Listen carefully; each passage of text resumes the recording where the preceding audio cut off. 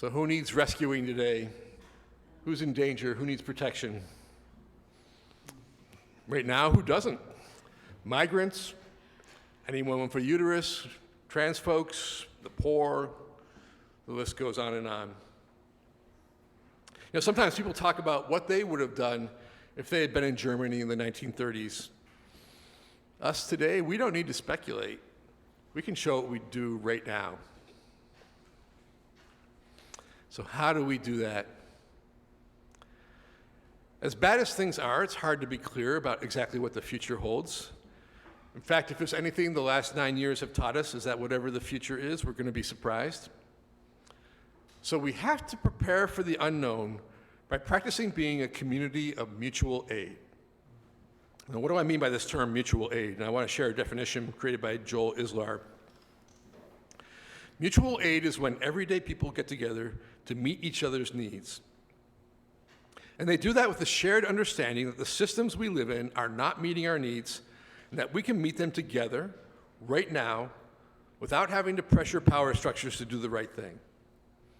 Mutual aid is not charity, but the building of new social relations where people give what they can and get what they need, outside of these unjust systems of power. Mutual aid is a core component of who we are as humans. It's a way of living. It is moving beyond the idea that we should compete for resources and depend on structures of power to provide for us when we are actually capable of doing that together.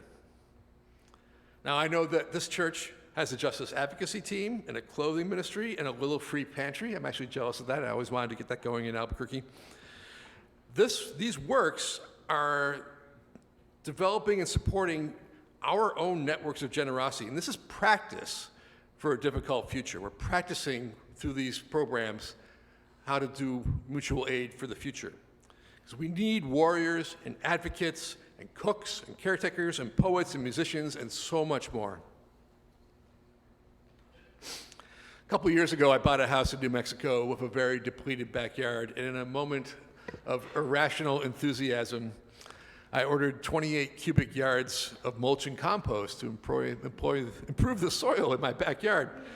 I actually had no idea. I'm not a gardener at all. I had no idea how much that really was. So imagine my surprise when I received not one, but 2 dump truck loads into my driveway, entirely filled the driveway. And I knew I had bit off way more than I could chew. And I started the long process of bringing it all to my backyard, 1 wheelbarrow full at a time. And I did as much as I could, which was not much, and then I called it a day. And that evening, my doorbell rang, and there was a man there with this adorable puppy he was holding. And the man said, "I see that you have an enormous job to do.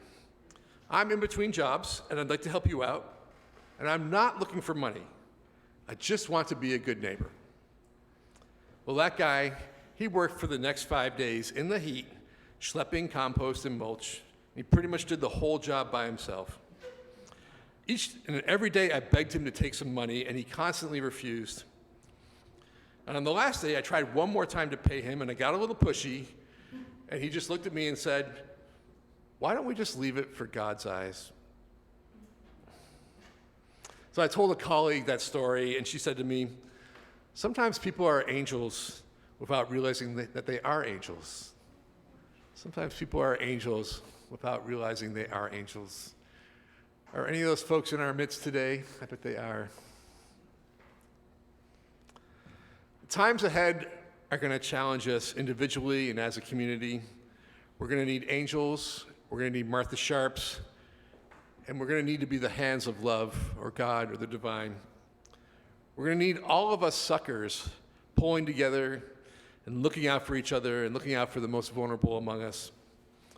I believe that our Unitarian Universalist faith will carry us through, and I believe in this religious community.